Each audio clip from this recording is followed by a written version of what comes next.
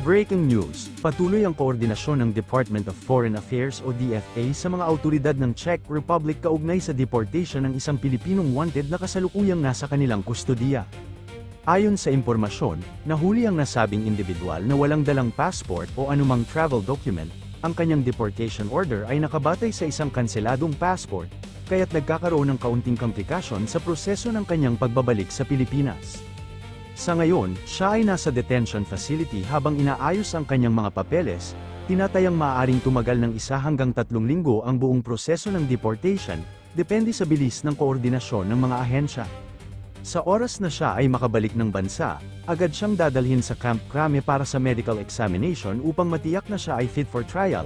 Pagkatapos nito, ihaharap siya sa Sandigan Bayan para sa return of warrant at arraignment. Bagamat may posibilidad na siya ay makapagpiyansa, sinasabing maliit lamang ang tsansa nito dahil sa lakas ng ebidensya na inihain laban sa kanya ng ombudsman.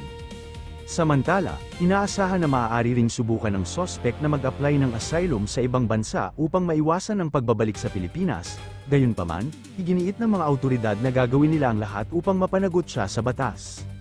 Sa hiwalay na usapin, patuloy namang tinutugis ng mga awtoridad si Atong Ang, ayon sa pinakahuling ulat, na mataan umano siya sa rehiyon ng Calabarzon at pinaniniwalaang doon lamang umiikot.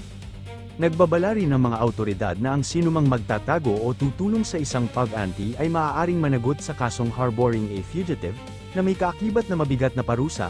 Sa ngayon, nagpapatuloy ang masusing monitoring at intelligence operations upang matukoy ang eksaktong kinaroroonan ng nasabing individual. Yan ang pinakahuling detalye sa ating ulat. Well, ngayon ang DFA ang lead dyan. Sila ang nagko-coordinate sa Hungarian authorities at sa Czechoslovakian authorities. O, check na, oh. Sa Czech Republic authorities para maano na siya, ma-deport na papunta rito. Pero paano ba yan? May komplikasyon pa ba dyan? O ano na lang, it's just a matter of procedure bago yan maibalik dito sa Pilipinas? Well, may komplikasyon pa ng konti kasi ang kanyang deportation order is based on a cancelled passport. Hindi niya kasi dala yung kanyang Portuguese passport. Wala siyang dala. Kala niya, parang nagkampante na. So, nung nahuli siya ron, nakalagay doon na wala siyang passport, wala siyang travel document, ay hinuli siya kaagad. We have sent forth with the warning na nakiusap ang ating DFA na siya ay wanted at he's being held in detention hanggang ma-process ang kanyang mga papers. Anong dapat niyang gagawin sa Czech? Wala lang, parang ano lang, pasyal-pasyal lang from Portugal. Oo. Kasi nga, di ba sinabi sa inyo, mahirap sa kanya ang nasa loob lang ng isang bahay doon sa Portugal. So, ang last sighting niya is sa Italy 3 weeks ago. Ngayon, ang nahuli siya sa Portugal na. Saan na pala? Sa Czech Republic. Oo. So, so anong tansya mo? Mga ilang araw o ilang linggo pang abutin bago yan tuluyang maibalik dito, kung maibabalik man? Siguro yun, as little as 1 week, pero as long as 3 weeks. Depende yan sa DFA. Sila talaga ang lead dito, hindi naman ako eh. Oo nga. Coordination lang ako. Opo. Pero pagdating dito, Sek, kayo na? Pagdating dito, ako ang arresting officer. At ako ang magdadala sa kanya sa custody ng Sandigan Bayan. Kasi indicted na siya eh. So, paano, charged na siya ng ombudsman. so paano gagawin dyan? Pag nakarating sa Pilipinas si Zaldico, i-detain yan saan?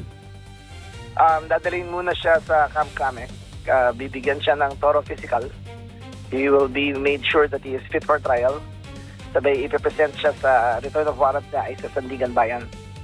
Pagdating sa Sandigan Bayan, mag-arraignment siya ng guilty or not guilty. Saka siya bibigyan ng hatol ng Sandigan Bayan kung bailable or non-bailable. So may chance pa rin palang magpiyansa yun, ano? Well, meron pero very slim kasi very strong ang evidence ng sinampa ng ombudsman laban sa kanya. Pero posible din, Sek, na ilalaban niya na hindi siya makakabalik ng Pilipinas, hindi ho ba? Kung sasabihin niya mag-asylum na lang ako dito sa Czech o di kaya nasa Portugal, may asylum application na ako. Siyempre, lahat gagawin niya. Kung naman gagawin mo di ba? Pero ipaglalaban natin ang karapatan ng Pilipinas sa lahat ng ninako niya dito, sa lahat ng niloko niya mga Pilipino, lahat ang gagawin natin para ipaglaban ng ating karapatan. Tama. Ngayon, isingit ko na rin, nandiyan ka na rin lang, yung kay Atong Ang, paano ba? Malapit-lapit na rin bang maaresto ito si Atong Ang? Well, we're hot on his trail. Palitang-palito yung mundo niya. Kasi nalalaman na, alam mo, ang harboring of fugitive, mabigat rin ang penalty niyan eh. So, kung mahuli siya, kung sino man kasama niya, kung anong bahay siya, kung sino may-ari ng bahay na yon, they will be considered harboring a fugitive. So Po. medyo mabigat yan.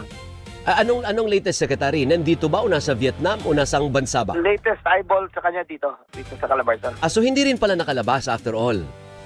Well, ayun nga yung intelligence report kasi ando doon siya, pero walang eyeball. Ito, talagang nakita siya in person na andito siya sa Pilipinas. Saan banda? Sa Calabarzon. Calabarzon. Oh. So hanggang ngayon, dyan lang yan. Paikot-ikot lang sa Calabarzon. Oo, kasi kung umikot siya, 3 lang sila magkakasama eh. Oh. Hindi siya pwedeng umikot na marami. Oh. So, iba-ibang kotse ang gamit niya. Oo. Paikot-ikot siya Oo. para hindi siya mahuli. Saan banda doon? Laguna. Basta dyan lang. Ikaw naman, iniipit mo naman ako sa salita ko.